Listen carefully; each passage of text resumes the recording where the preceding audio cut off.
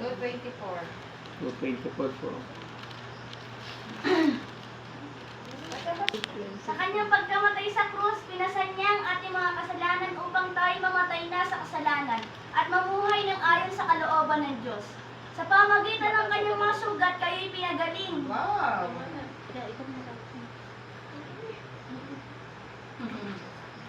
Tama. Tingnan mo daw sa 20. Sa 25 na natin.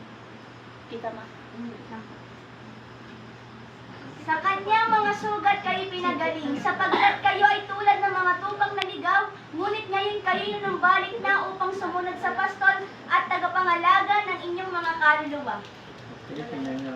Maganda ano po. Amen. Hanggang nating maigi. Pero, ang Diyos ay mamamatay sa krus ng Kalbaryo para yung naligaw mong kaluluwa ay hindi na mamatay at hindi mapahamak. At kaya nga ang Panginoong Sus, kapag ikaw ay nasa ilalim ng pamamahala at pangangalaga ng Panginoong Sus, kaluluwa mo ay protektado ng ating Panginoong Sus. Kaluluwa mo, magaling. Physical mo, magaling. Di ba? O kita nyo, tingnan natin. Sa verse 24, pag pinag-aralan po natin at tinunghayan natin ang salita ng Diyos, na sinabi niya doon, sa kanyang pagkamatay sa krus, hindi namatay ang Diyos na walang katuturan. Namatay ang Diyos sa krus upang bigyan ng katotohanan ng kanyang kamatayan ay tayo pala ay mapapatawad sa lahat ng ating kasalanan. Patay na sa ating kasalanan. Ibig sabihin, yung pinasan niya ang ating kasalanan mo, pinasan niya. Dapat yung kasalanan mo, ikaw magbabayad, si Jesus Christ ang pumasan. Inako niya yung lahat ng kasalanan nating lahat, sa kanya pinataw. Siya yung nagdala ng kasalanan nating lahat. Tama ba? Siya po yung nagdala ng ating kasalanan. At kaya malinaw dito, pinasan niya ang ating mga kasalanan upang tayo mamatay na sa kasalanan. Kapag napaniwalaan mo na yung ginawa ng Diyos sa krus ng Kalbaryo ay upang patawarin ang ating mga kasalanan. Yung pinasan niya ang ating kasalanan. Kapag napaniwalaan mo yon, ikaw ay mamamatay na rin sa kasalanan.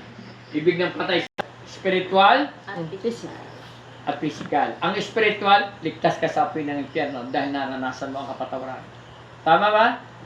At yung kapatawaran, yung kasalanan na iniligay sa atin ni Satanas, kasalanan. Pwede ka naman magsalita na hindi ka nagkakasala. Hindi ka magsalita. Pwede ka magsalita sa tao na hindi ka nagkasala para may tuwid. Hindi para tinuwid mo, ay para magawin magkasala ka. At para galit ka sa kasalanan, hindi sa tao. Tama ba? So yung kasalanan ay inaalis natin dapat sa kasalanan, sa katawan ng isang tao. Hindi mo mapagagawa ay bahagi kung anong bagay ang ginawa sa'yo. Magagawa mo ito dahil ikaw ay naranasan mo ang pagpasan ng Panginoong Sus doon sa laki na iyong kasalanan. Binugbog siya dahil sa ating mga kasamaan. Ang parusang itiniis ay ang naglagay sa atin sa magandang kalagayan. At dahil sa mga sugat niya ay gumaling tayo. Wow! Dumating sa iyong biyaya. Tama ba? Maintindihan niyo ako. Saan ka ba nakatingin na tili? Yan. So yung inibunga lahat ng kasalanan. Nahirapan sa pera. Kaya hindi ka makapagtrabaho. Bakit? May sakit. Anong dahilan? Kasalanan. Anong dapat gawin sa kasalanan? Paniwalaan mo ang ginawa ng Panginoong Sus sa buhay mo. Tama ho ba? Okay. Malinaw na po ba? Inahalin tulad dito ng Panginoong Sus na tayo ay parang mga tupang naligaw. Totoo naman yan eh. Ano ba ang klase ng tupang, ano ba itsura ng mga tupang naligaw?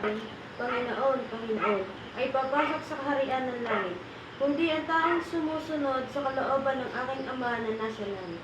Sa araw ng paghuhukom, marami ang magsasabi sa akin, Panginoon, hindi po ba't sa iyong pangalan ay nangaral kami, nagpalayas ng mga demonyo at gumawa ng mga himala?